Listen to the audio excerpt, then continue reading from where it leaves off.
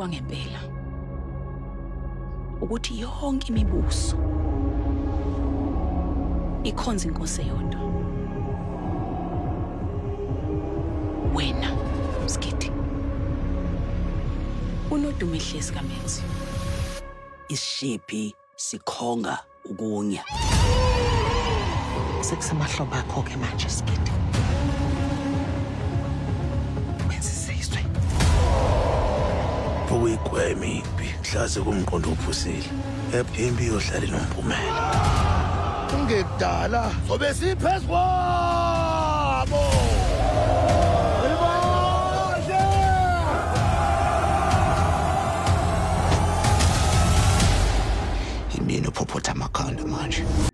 Hello everyone, welcome back to ASR, African Stories Realized. Shaka iLembe is back and this is our review of the Season 2 premiere. Don't forget to like and subscribe. Let's get into it.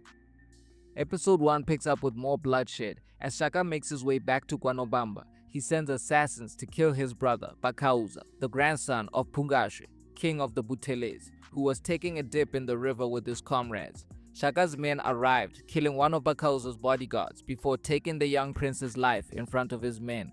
Bhakhauza's body was returned to Bhuthelezi, where his heartbroken grandfather swore revenge against Shaka and the Zulus. Phungashwe immediately confronted Dingiswayo about the Zulus' actions and urged him not to intervene in the war that was about to start between the Bhuthelezi and the Zulu. However, Dingiswayo denied having any knowledge of the assassination and warned Phungashwe against provoking Shaka. Dingiswayo's mother then confronted him for defending Shaka's actions and treating him like his own heir. However, Dingiswayo reminded her that his own son had abandoned the Mteto cause. Meanwhile, in KwaNobamba, Shaka's arrival coincided with the news of Bhakhauza's assassination, with Shaka's other brothers and their mothers fleeing his relentless purge. The Zulu royal advisors confronted Mkabayi over Shaka's actions, questioning if they could trust someone who didn't hesitate to kill his own family. But she silenced them as the new king's arrival was met with a bittersweet reception. Mkabayi then confronted Shaka about the bloodshed, reminding him that the plan was to unite the kingdoms through peace.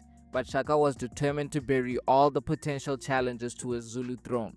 Shaka then had a moment of reflection as he remembered how cruel of a king and human being his father was, which led to him being resented by even Shaka.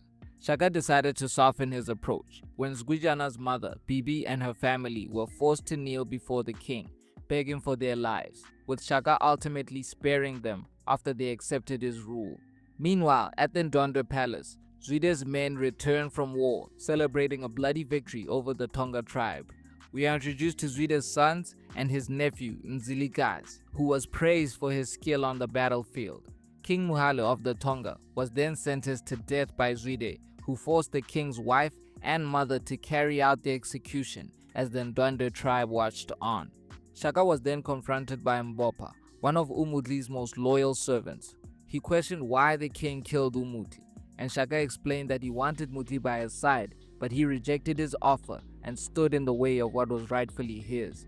Shaka then offered the young man a position as his servant in honor of Mutli, which he accepted.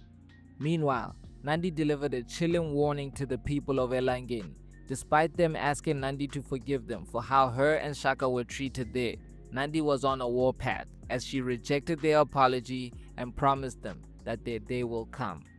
Back at the Ndwandwe palace, Dingiswayo's son, Zwijana, had overstayed his welcome. Despite telling the Ndwandwe everything he knew about his father, Zwide's mother ordered him to return to the Mteto palace as a spy and get close to his father. She then got one of the Ndwandwe warriors to help him get his story straight and be more convincing for when he returns to Mteto. In KwaNobamba, Shaka received word of Phungashwe's army approaching. Nandi encouraged her son to take his army to battle, but he insisted that he still had to win over the Zulu army before they could go to war. Behind Shaka's back, a mutiny was brewing as some disgruntled Zulu warriors met in the dark of the night to discuss the threat of war that the new king had brought to their doorstep. The four men plotted against Shaka, planning to kill him, his mother, and even Mkabayi. However, Mkabayi was already onto them, as it's revealed that she shares a bed with one of the conspirators who is feeding her information on their plans to overthrow the king. In the morning, some Zulu cattle herders were found slain and all the Zulu cattle was slaughtered. Shaka and his men immediately suspected that this was Pungashe's doing. The episode ends with a declaration of war by the Zulu king as he promises the Bhuthelezi tribe a war they've never dreamed of. Episode 1 did not skip a beat. There was no time jump or anything like that. We picked up exactly where last week left off with no drop off in quality whatsoever. I actually think they upped the quality somehow, especially in the costume department. All the tribes looked vibrant and very distinguishable from each other, which will be important when it's time for war. It was a seamless transition into the new season as we saw the aftermath of Shaka's arrival and the effect it had on the Zulu people. We saw a lot of new faces, with Pungashe being the most prominent. He really killed his role in the limited screen time he had. The character's motivations were laid out within 5 minutes of the episode. The episode set a tone on all fronts, and I can already see a few seeds being sown. All I can say is there will be tears this season. Another interesting introduction was that of Mzilikazi, who goes on to play a big part in Shaka's story and the history of Southern Africa. As far as I know, he was not Zwide's nephew, but rather his grandson. I think the show made Mzilikazi Zwide's nephew because in season 1, Zwide killed his brother, so Mzilikazi must be the son of that brother that he killed. Historically, it is said that Mzilikazi's father, Matsoban, was killed by Zwide. So I think the minor change from grandson to nephew works well to bridge the age gap. It looks like Shaka and his mother are having a conflict in philosophy. She's very thirsty for revenge and doesn't see the importance of having the loyalty of the Zulu people. Shaka wants to ingrain himself to them, and starting a war isn't the best way to do it.